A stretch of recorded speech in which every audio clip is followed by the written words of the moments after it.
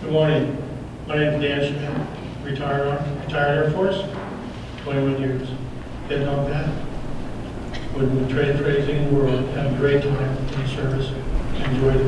Welcome to our 35th annual Veterans Day ceremony. I appreciate you coming. Let me start this. Let me handle a quote from FDR speaking at the Soldiers Memorial Site dedication in St. Louis, Missouri, October 14, 1936.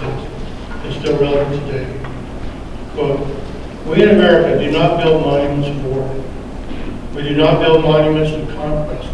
We build monuments to commemorate the spirit of sacrifice of war, reminders of our desire for peace." Pretty strong, pretty strong.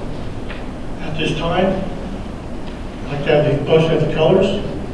Please stand. Move that to hand over part. We'll read this forward.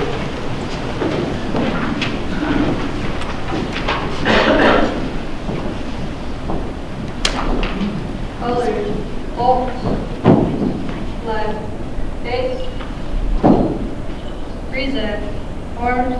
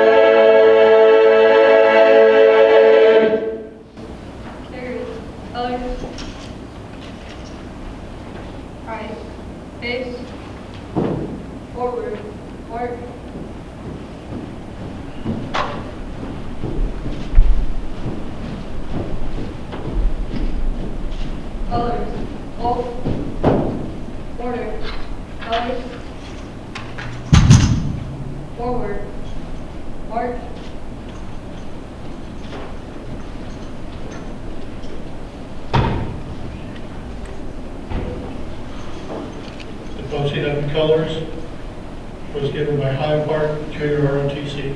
We appreciate them supporting us. At this time, would Jeanne come forward?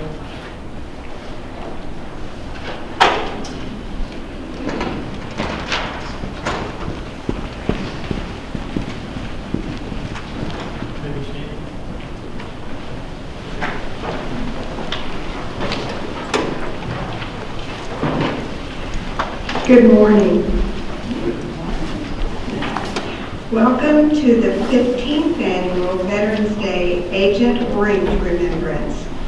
Over 50 years ago, Agent Orange was first used in Vietnam.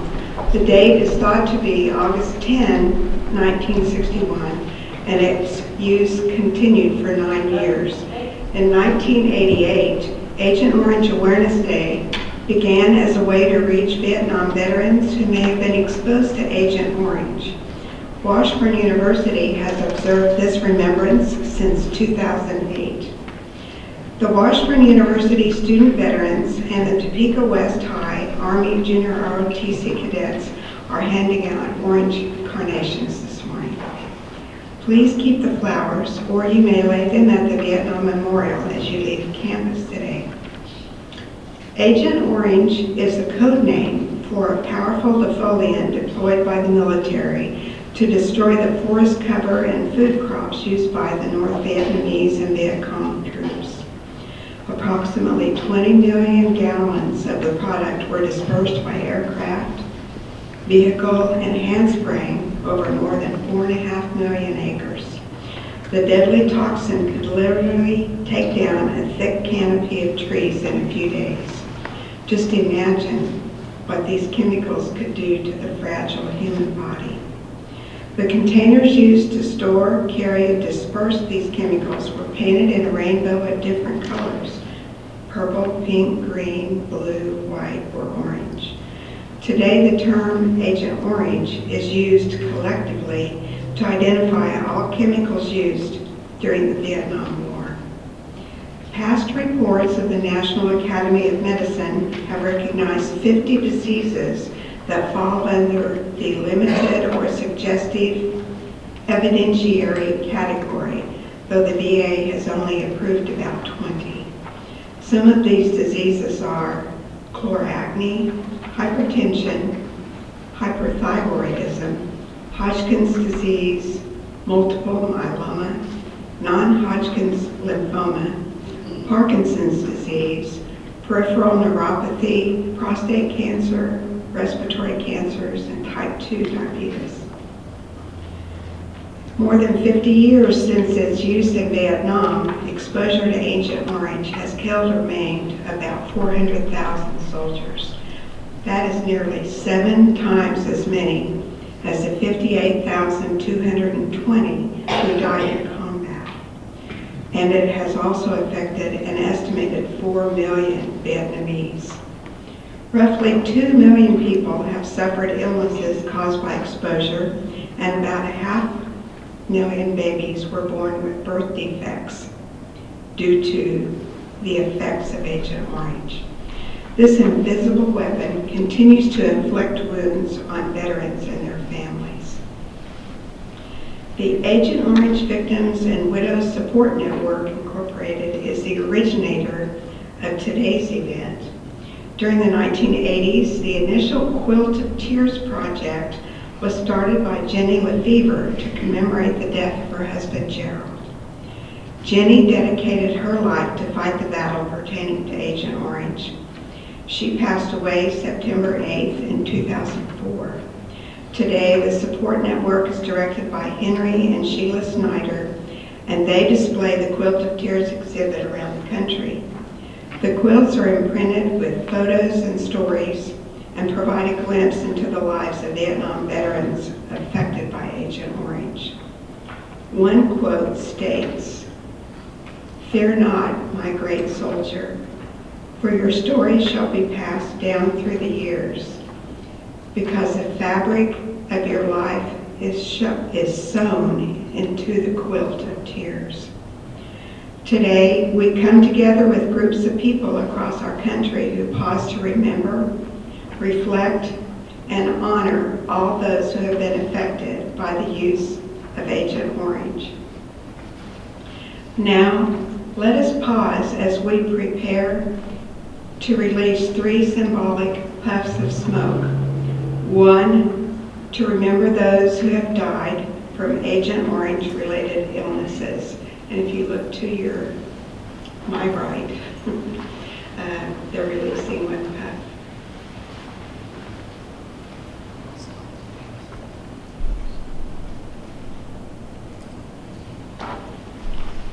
And 2, to show our solidarity with those now suffering.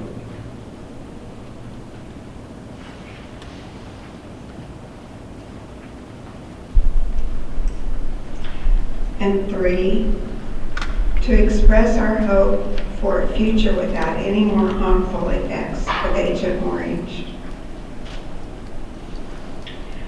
Much like Agent Orange in Vietnam, burn pit exposure has become synonymous with combat in Iraq, Afghanistan, and other countries to which American troops deployed following 9/11. Since then, millions of veterans and service members have potentially been exposed to areas of open air, uncontrolled combustion of trash and other waste. The ubiquitous practice caused toxic substances to fill the air where American troops have served, sparking a host of long-term health consequences. According to the Department of Veteran Affairs, chemicals, human waste, paint, fuel, metal, plastics, rubber, and other materials can create more hazards when burned in open-air pits than other controlled burns. Burn pit exposure will have different impacts for each individual exposed, since the chemicals and toxins released were not consistent from location to location. A new bill was signed into law by President Biden on August 10, 2022. Note that date, same as when Agent Orange was first used 51 years ago. The PACT Act is perhaps the largest healthcare and benefit expansion in VA history. The full name of the law is the Sergeant First Class Heath Robinson Honoring Our Promise to Address Comprehensive Toxics Act. The PACT Act will bring these changes. It expands and extends eligibility for VA health care for veterans with toxic exposures and veterans of the Vietnam, Gulf War, and post-9/11 eras. It adds 20-plus more presumptive conditions for burn pits, Agent Orange, and other toxic exposures.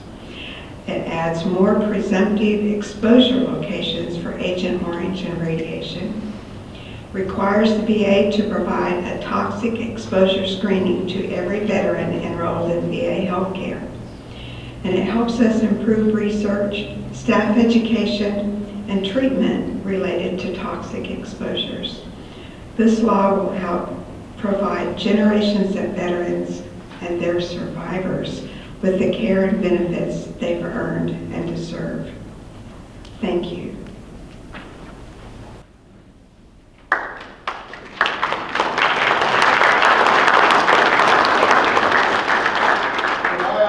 More thing. Now, there can't be June, North Carolina thing. 1953 to 1987. They had toxic water, they were taking showers in it, they were drinking the water, and everything else. I just wanted to put that out too, because now Marines have got to deal with something else. Thank you.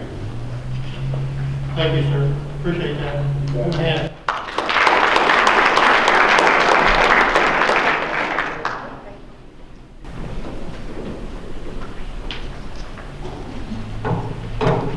it's nice to know we still have free speech, right? Well done. At this time, I'd like to ask Washburn High School Junior ROTC bring forth the Wreath recognition. Please go.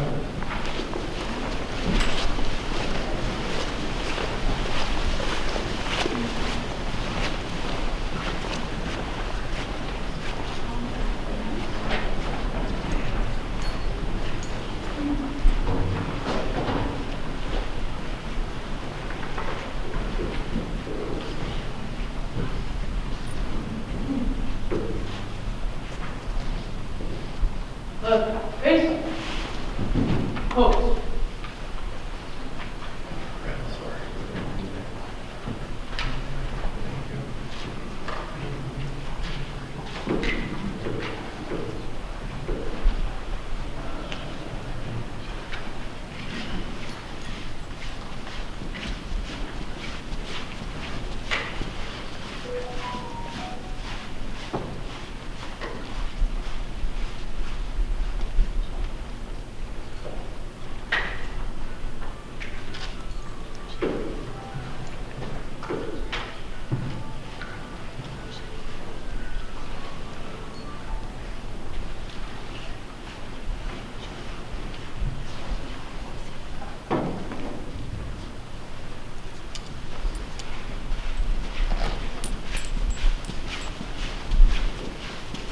Where's that? Arms.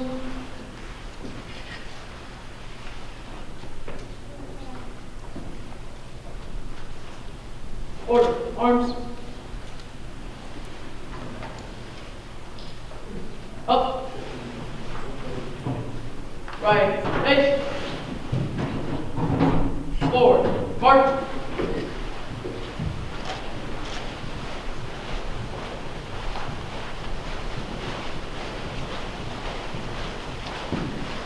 Thank you.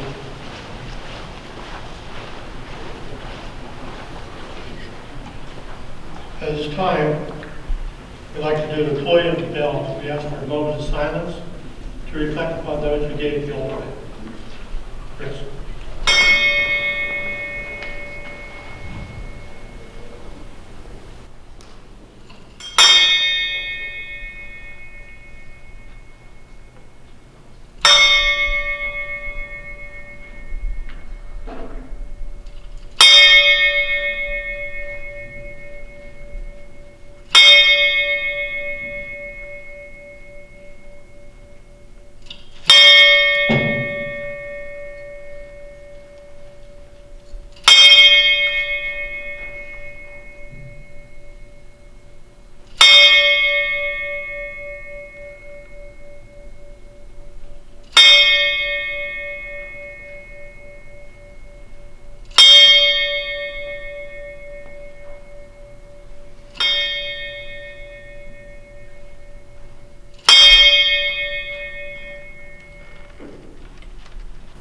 Thank you.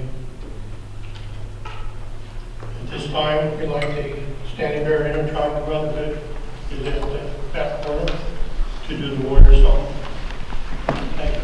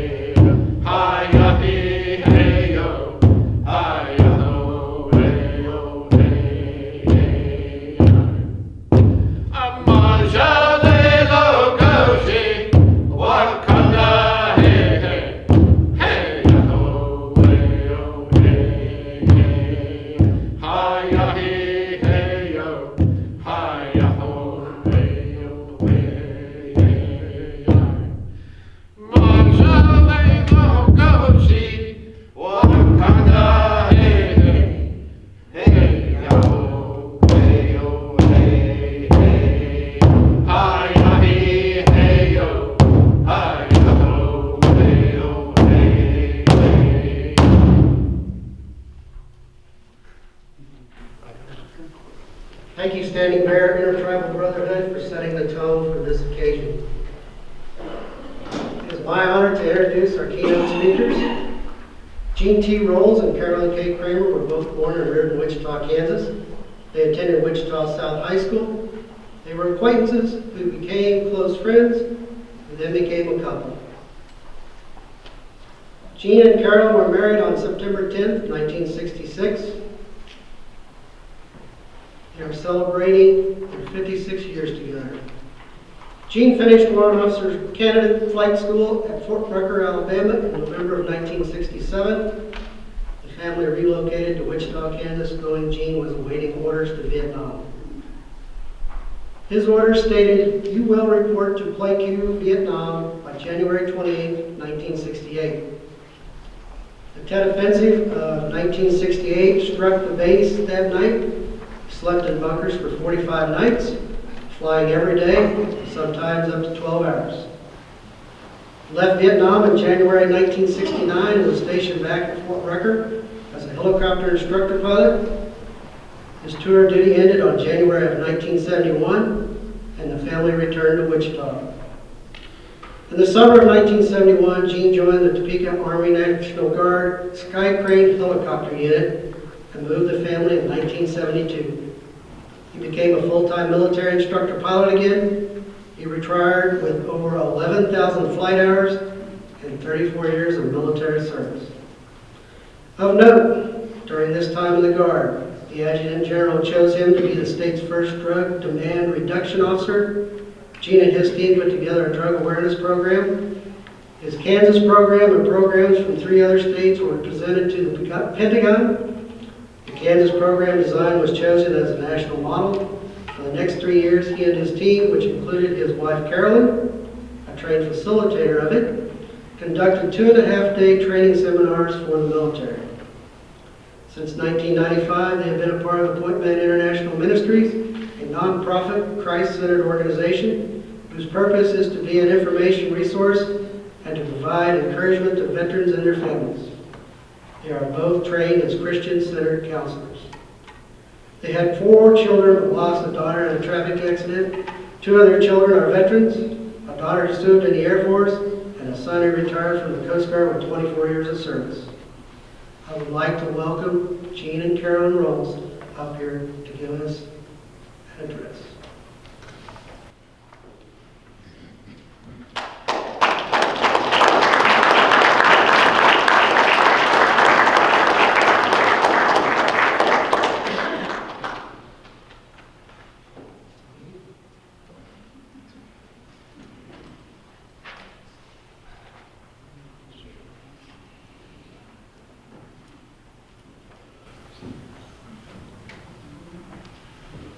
Well, I'd like to present my trophy bride of 56 years. I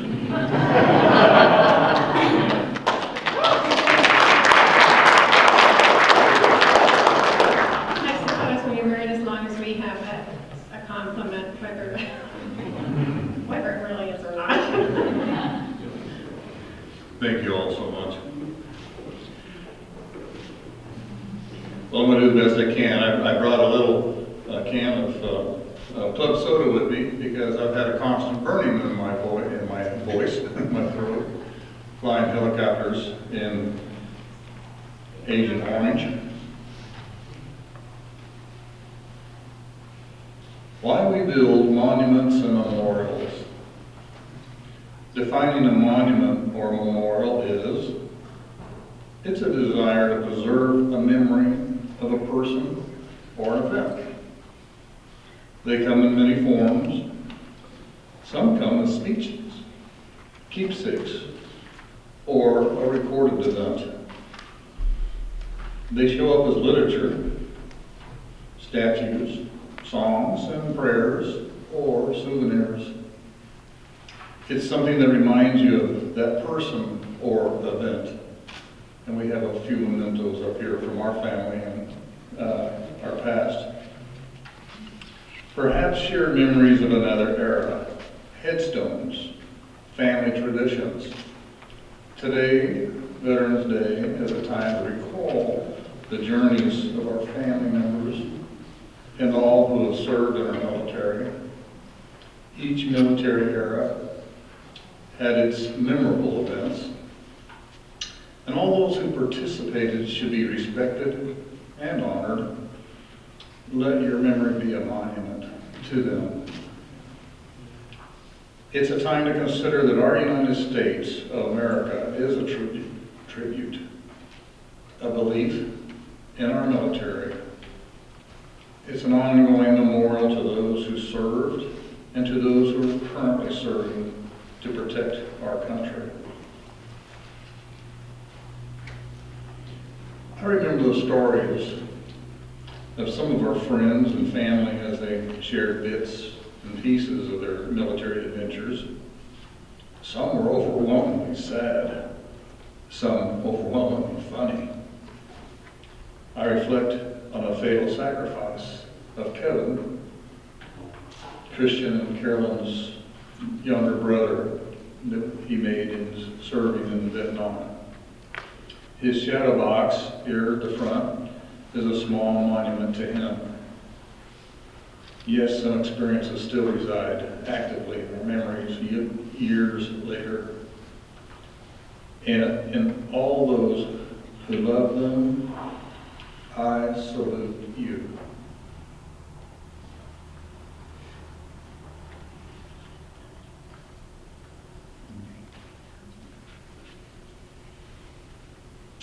One of my earliest memories from family talks and so on was my mother's brother, one of 6 that she had growing up in western Oklahoma. Tommy was a Marine, and he joined the Marine Corps early before we got into World War II.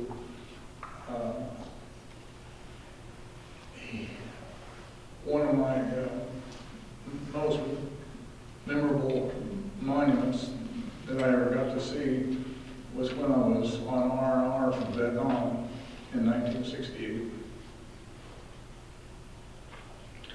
Took us a while to negotiate the Hawaiian road system, and man, we found our way, finally made our way up to Punchbowl in Honolulu, and we were the first member of our total family to visit Tommy Memorial. He died in Pearl Harbor, standing sentry outside the captain of the ship's door when the ship was fatally bombed. And so monuments do hold an important part of our life, that we hold on to the gifts that we were given from the grace of God and the sacrifices that our men and women contribute. Thank you.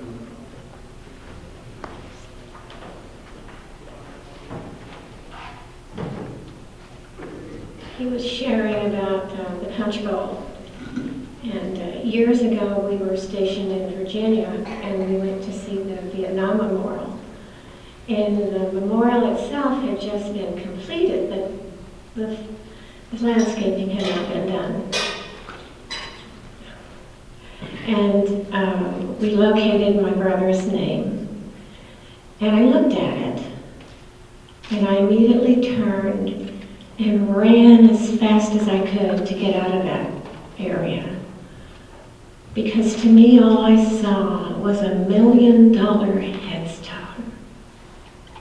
And all of those names on there grieved my spirit.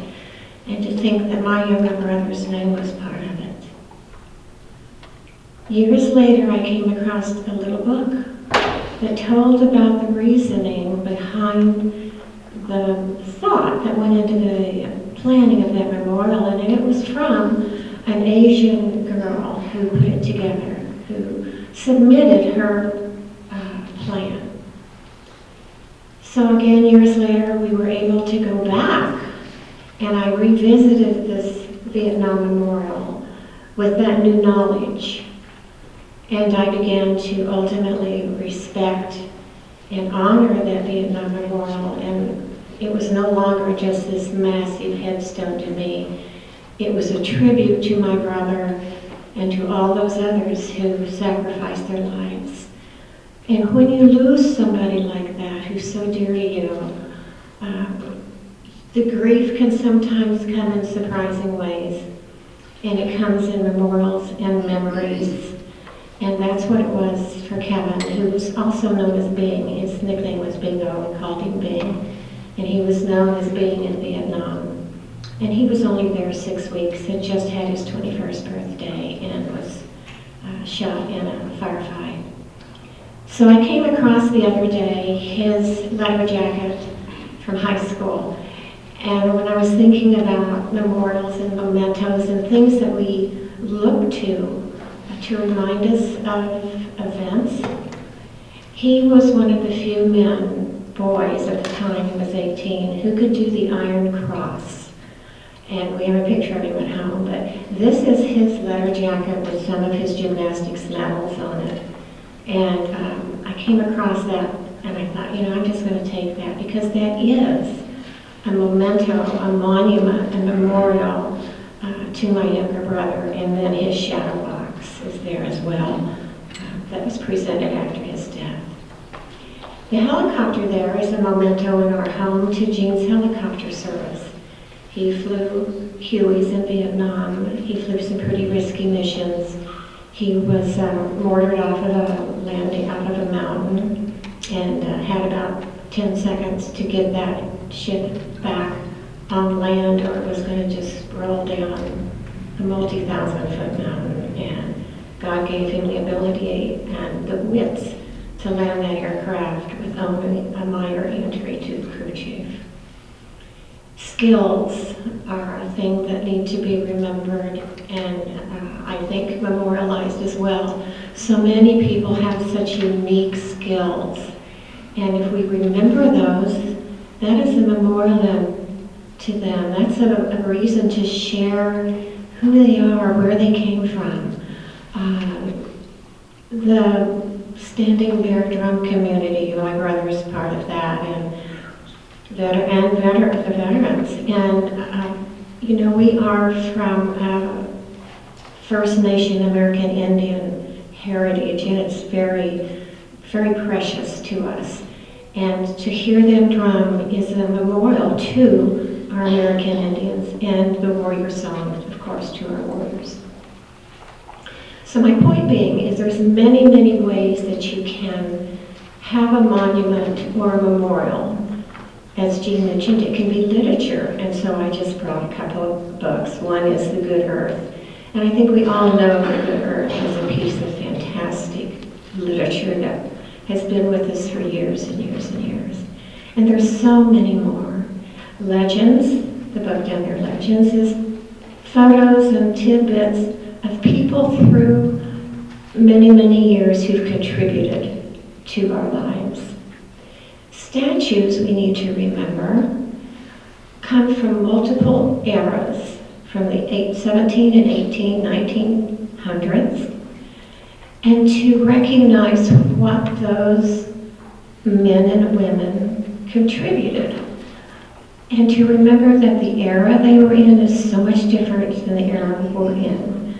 What was acceptable then is not acceptable now, but it's the good that they contributed to America that matters.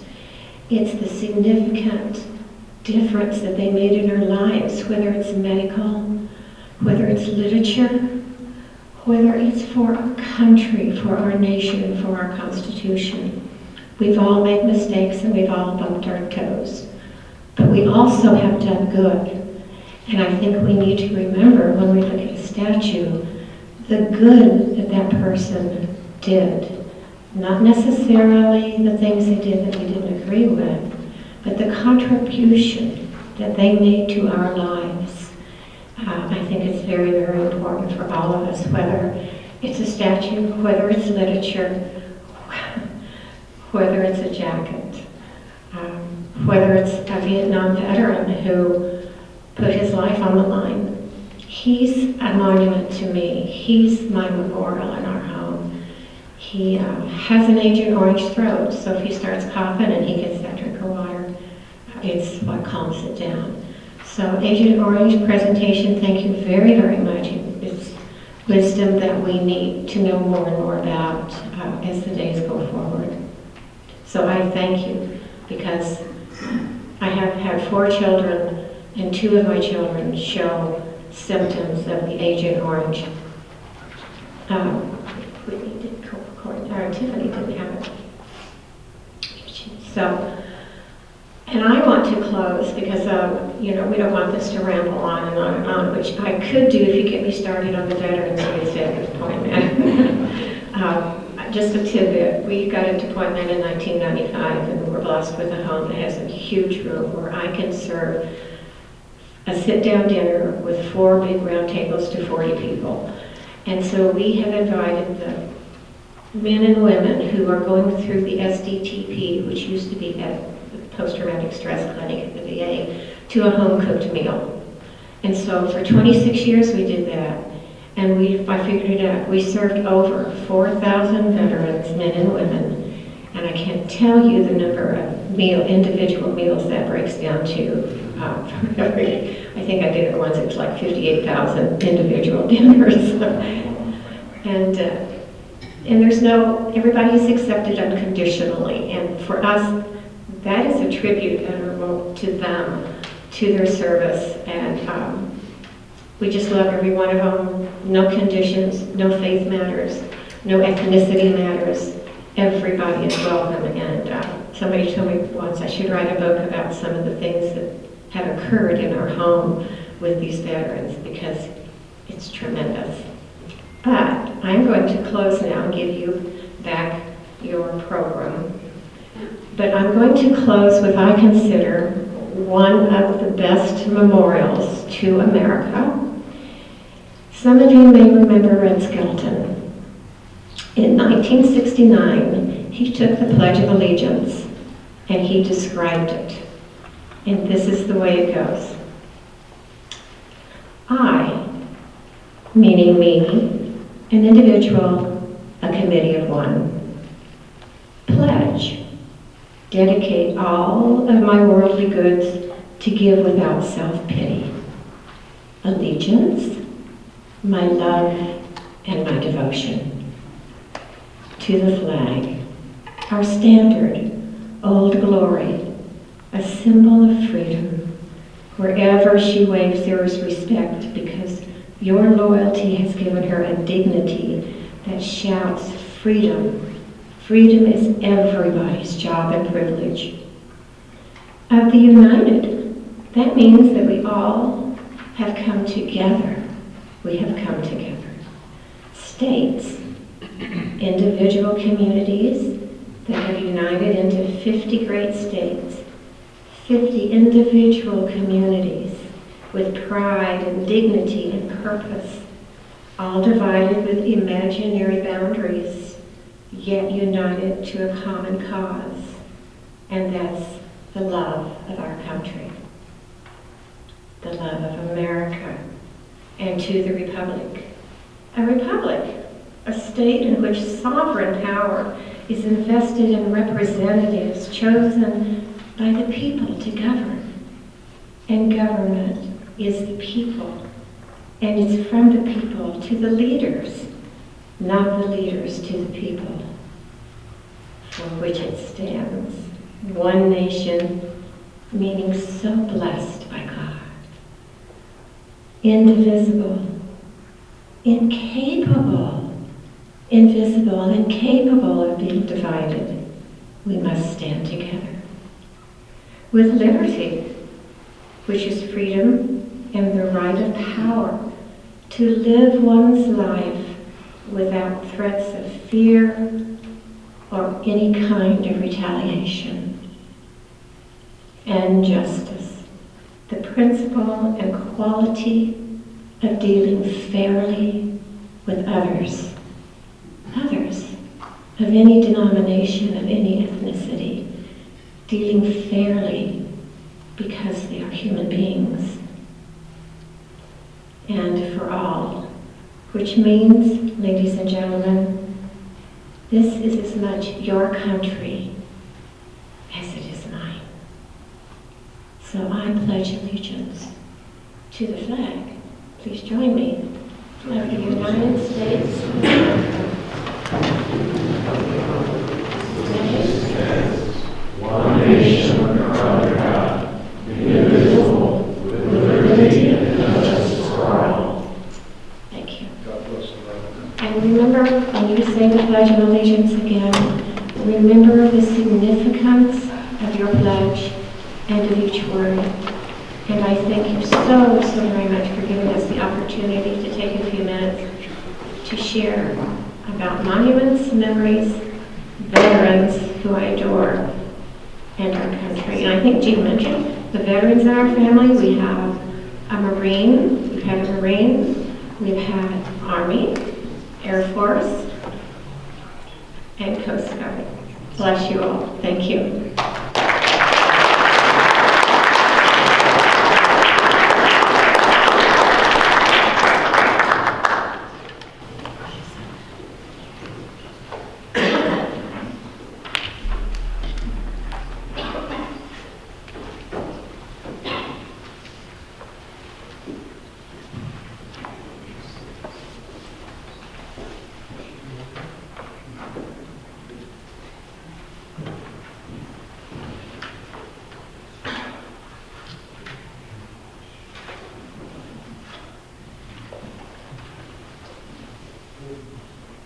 Thank you, Roles family, for attending and for a wonderfully dressed keynote.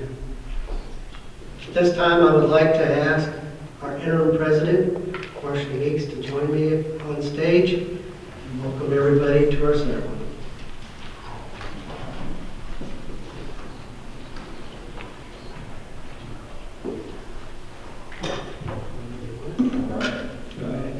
No, that's okay. I've been waiting my whole career for this to happen. My notes have disappeared from the podium. So that's quite all right. I just want to welcome everybody to Washburn University. It's an honor to be serving as interim president. It's an honor to have you all here, veterans and people celebrating veterans today. Washburn University has a long history of saluting and being supported by and supporting veterans. We were actually founded by veterans, 1865, the year the Civil War ended. Several of our founders were veterans in that war, and in fact, the original name of our university was Lincoln College, named after the commander-in-chief himself. So it goes all the way back to the founding. We were a site in World War I and in World War II for training of soldiers, of officers, across the board. Washburn opened up and participated in all that. We've been recognized as a veteran-friendly university. We've been recognized as a Purple Heart University. This fall, we were recognized by U.S. News and World Report as one of the top colleges for supporting veterans. Last year, we made a commitment and we took that support to a new level thanks to a tremendous challenge gift by Dr. Jerry and Susan Farley. We made a commitment to redo our Vietnam Memorial here on campus, and it's really a memorial that recognizes all service to our country. So we opened up a fundraising campaign, and I can tell you from my career in fundraising, those are never easy, with the exception of this campaign. This was the easiest campaign we ever did. We had a tremendous lead gift from the Farleys, and once we started talking about it, the support for this project just sprung forward, and in a matter of weeks, and again, thanks to another great gift at the end of the campaign from John and Christina Dietrich, we hit the fundraising goal, and we're ready to start construction on this new memorial here on our campus. So we're very excited. Next spring or summer, we're thinking probably around Memorial Day, we'll get to have a dedication for this monument, and we're very excited to do that. I do have one more thing that I want to kind of introduce here. There's a foundation called the Quilts of Valor Foundation, and because of 25 years of service and commitment to veterans by Dr. Farley and because of the amazing support of this Vietnam Memorial, and because he himself is a veteran, I'm going to ask Chris to come back up, and the Quilts of Valor Foundation and some representatives want to present Dr. Farley with an award. Thank you.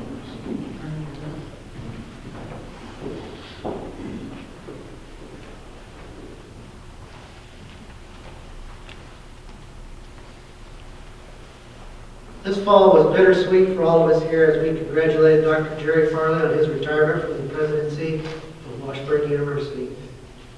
Dr. Farley has served Washburn as president for 25 years, and in that time he has been a stalwart friend of our veteran and military student communities. A big reason why Washburn is known as such a military and veteran-friendly campus is because of Dr. Farley, who made being welcoming to our veterans not only a university priority, but a personal one as well. I think we have outdid ourselves as being military friendly. We are now military inclusive. A lot has been said about Dr. Farley as president. Everybody has rightfully noted what a historic and transformative presidency he has made his term. But not enough, perhaps, has been said about Dr. Farley as a veteran. He will be the first to tell you that so much of what he learned about leadership and teamwork he learned during his time in the Army. He served with distinction during the Vietnam War, doing the sometimes thankless task of being a drill sergeant. Even then, he was both a teacher and a leader. So we wanted to show our appreciation to Dr. Farley, not just for everything he's done for Washburn, but also for his service to our country, and for being such an integral member of our local veteran community. We thank you, sir. I wonder if Cindy Rogers and Michael Scott can join me up here to help us present Dr. Farley with a very special gift. Cindy Rogers, most of you know, she is a board member and a trustee to our Alumni Association and Foundation. Michael Scott is here representing the Quilts of Valor organization.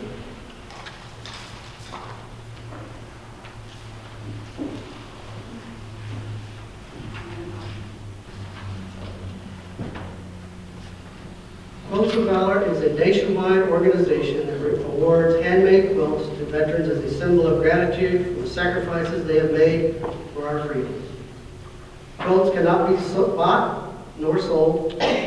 Veterans have to be nominated to receive them, and if selected, quilts are handmade for them. Just last week, we received a beautiful handmade quilt, which it is my honor to help present to Dr. Farley, who is accompanied by his wife. Before I read the citation, I want to thank Cindy for nominating Dr. Farley and Michael Scott here who helped spearhead this project. I'd also be remiss not to thank Greg Schwerk, who is the major contributing factor of the Quilt Valor program in Topeka and paid for all the material that went into making this special quilt. The citation on this quilt reads as follows: Quilt of Valor, Jerry B. Farley. Piece by Gail Scott and Michael Scott, and quilted by Nancy Troyer. Jerry served in the Army from February of 1969 to 1971 during the Vietnam War. He became a drill sergeant in the academy, graduating at the top of his class, receiving a drill sergeant badge. He was an expert rifleman and received Army commendations. Dr. Farley, it reads an appreciation for your service and sacrifice for our country. Would you please come forward and accept this quilt with the deepest gratitude for the student veterans and the veteran community and everyone at Washburn University.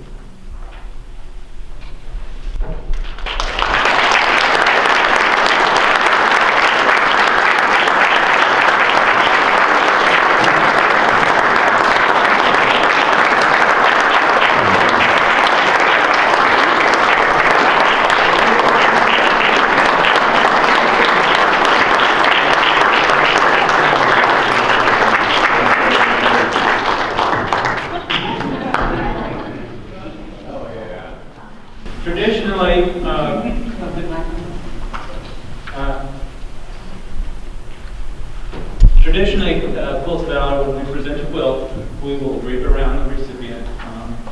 Quilts of Valor was started in 2003 by Catherine Roberts. She started it as for healing.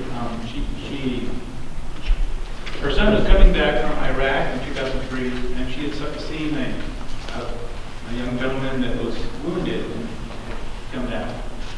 He was downtrodden, his spirits were down.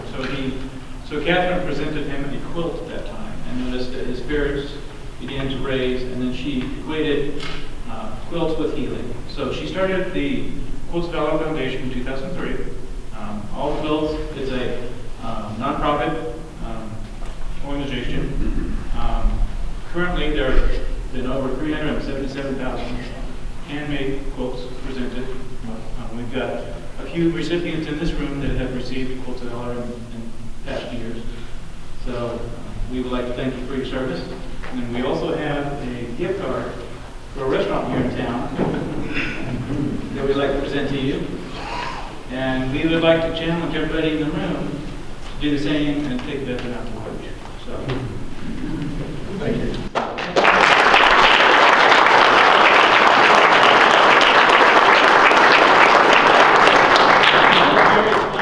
What he did and what it meant to him and how God guided him where he is now. Wow, absolutely amazing. It's humbling, but it's a great honor. And there are several of you in the audience today that deserve it much more than me. It is something that is very special to me because I don't talk about my service very often. There are people like John Dietrich, I don't know if he's in here today or not, and Paul Hofer, gravely wounded in Vietnam. And many of you have all kinds of problems as a result of your service. And it's up to the rest of us to recognize that and to help you and to make certain that we honor what you have done. I wanted to be in the military. When I went to college, I found out I could be in the ROTC. Wow, that was something to me. And I wanted to be a pilot, so I said, why not ROTC Air Force? And so I took all the classes that I could for that prospect. And when I went to go on with the requirements, the Air Force decided that I did not have the vision that they wanted me to have. And neither did the Navy. The Army did, but I didn't want to go with the Army. Now, I love people that fly helicopters, but I like airplanes that have wings. But I graduated from college, and within days, I was drafted into the Army.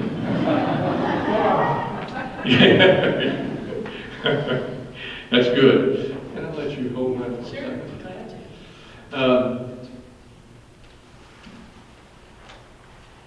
And when I went into the Army, I was not a good soldier.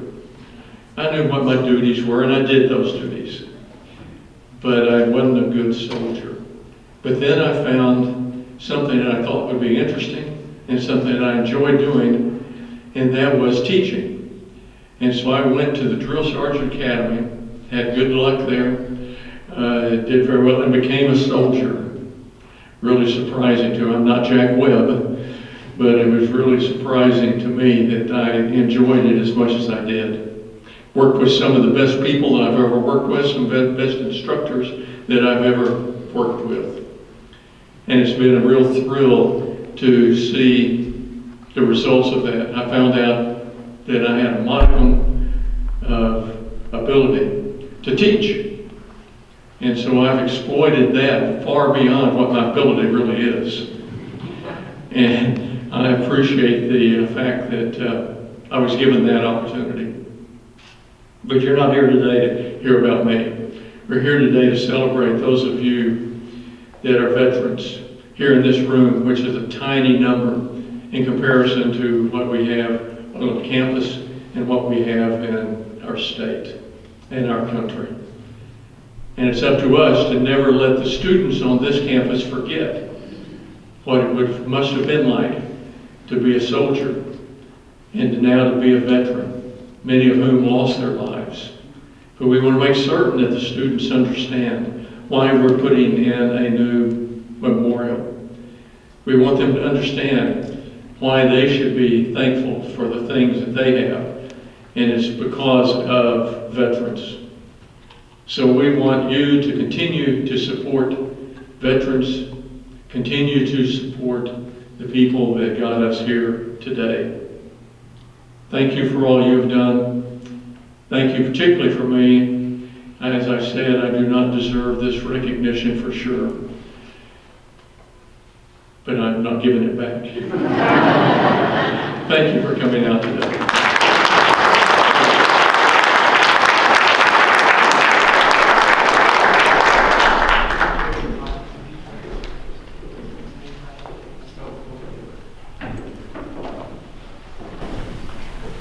As the saying goes, no good deed goes unpunished. So I would like to introduce Christian Kramer, who is going to present a Pendleton blanket to Dr. Farley. He is also a drummer and singer of the Standing Bear Intertribal Brotherhood.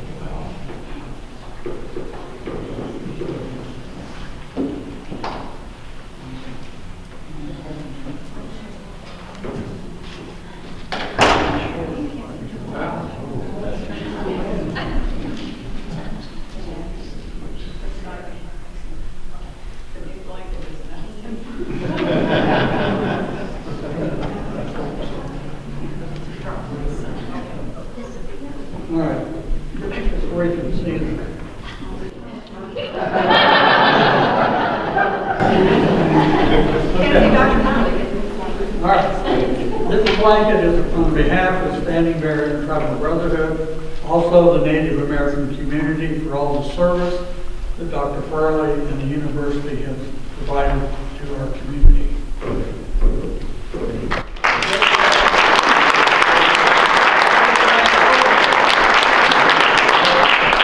Because he couldn't do his work if she didn't let him. True enough. True enough. I hope you recognize that Susan and I will not ever be cold again.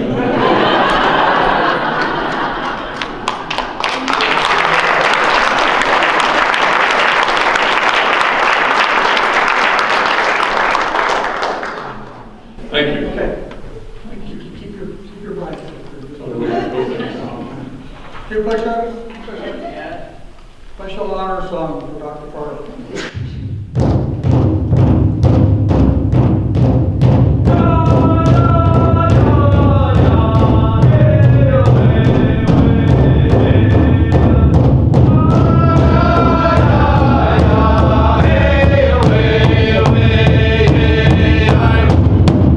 Soldier boy, away, away.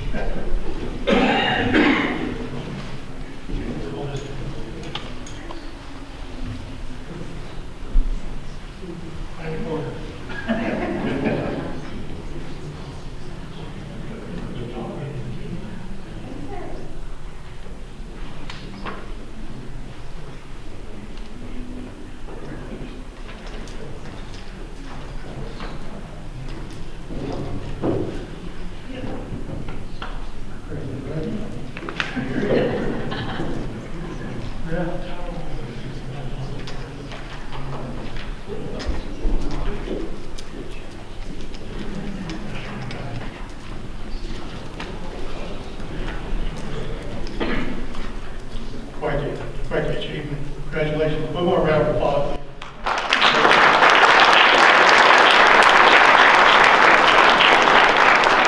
This time I'd like to ask the captains of the course to come up, get set up, and while I'm doing that, I'd like to make a reference to the program today.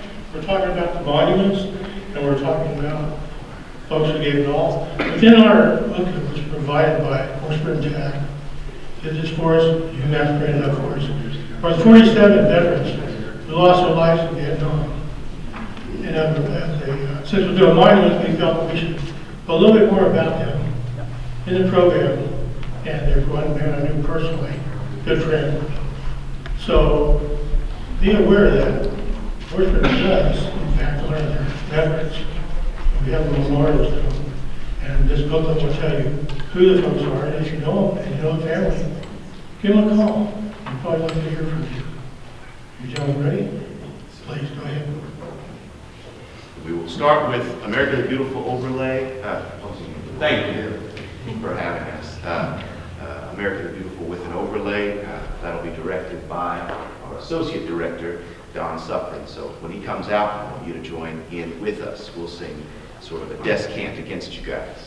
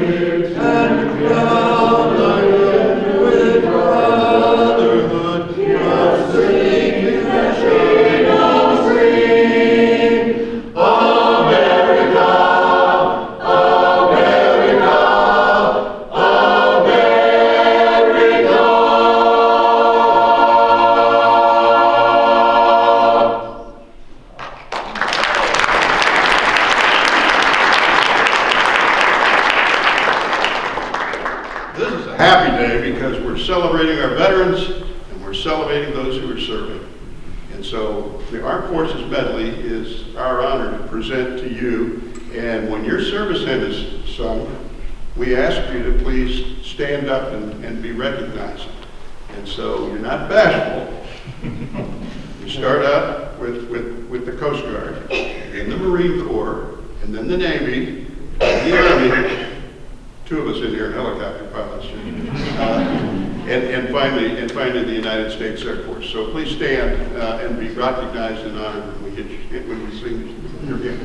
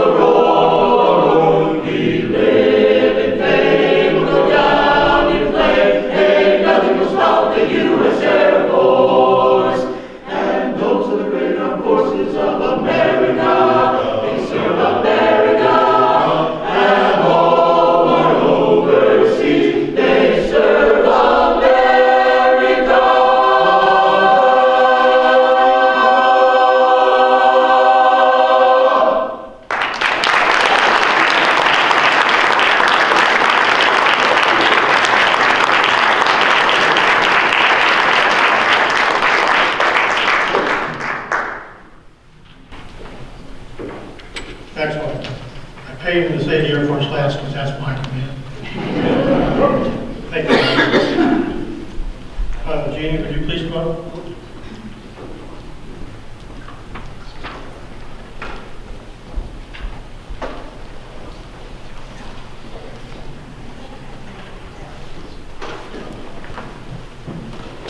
This morning, we've recognized those who have served, and we also sent information across campus and the community for those of you who wish to recognize others that you are remembering.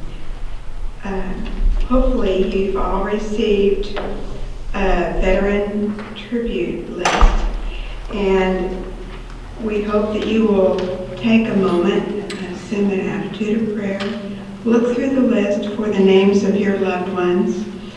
If you do not see that person there, please submit that name if you would like to the Veterans Committee, and we will add that person to the list.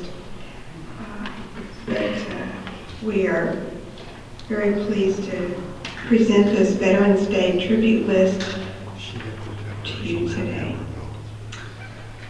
Thank you.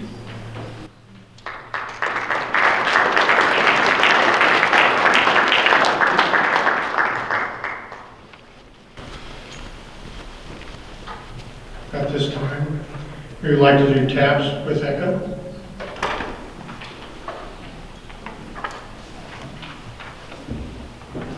Stand.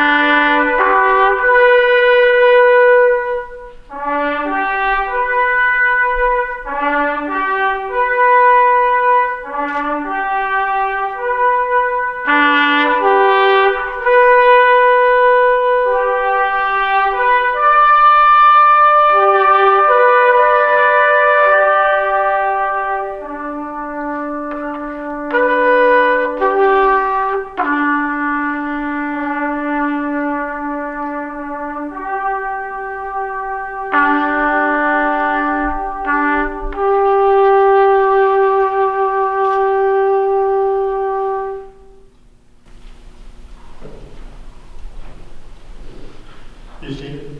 Thank you. Chris?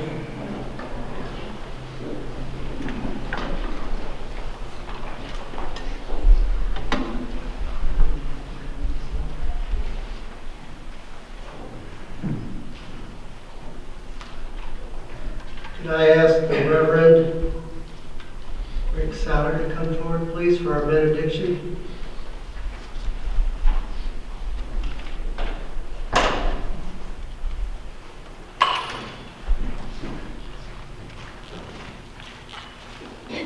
As I've been sitting here, it dawned on me that 50 years ago this week I was finishing up at Lackland Air Force Base in a career that started as an E2 and ended by retiring as a United States Army chaplain.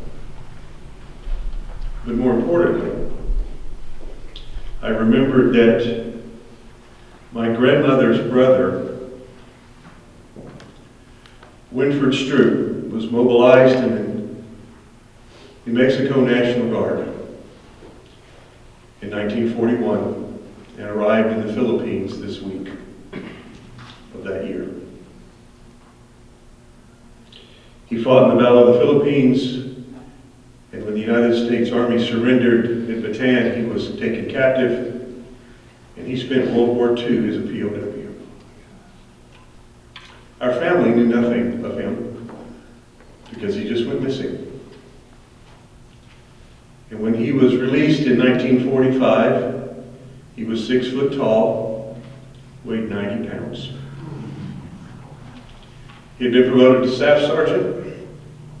He and his other 2 brothers had served honorably in the United States Army in different theaters of war.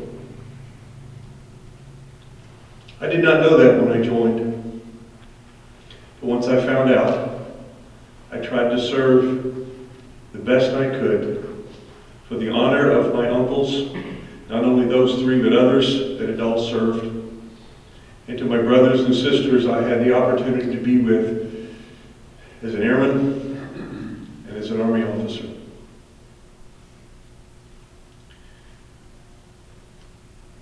As a chaplain, I am called to honor all people of all faiths and to preserve the right of those that have no faith to practice their own life the way they choose.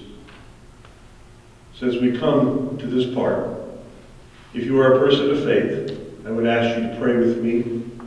If you're not a person of faith, I would ask that you call a moment to honor those who have served, your family, your friends. And if you would pray with me, would you please bow? Creator God, Great Spirit, you have filled this place with your presence. Fill our hearts with your peace. Create in our lives a desire for peace. We thank you for those who have, who do, and who will stand ready to serve the cause of freedom and peace. We thank you for their sacrifice. Help us to never forget the cost of peace and freedom. Thank you for your ever-present Spirit in our lives and in our people. We have come from many tribes, from many peoples, from many lands, to build a nation of freedom of peace and of glory. Bless us now to continue our desire for peace for all. And I pray in Jesus' name.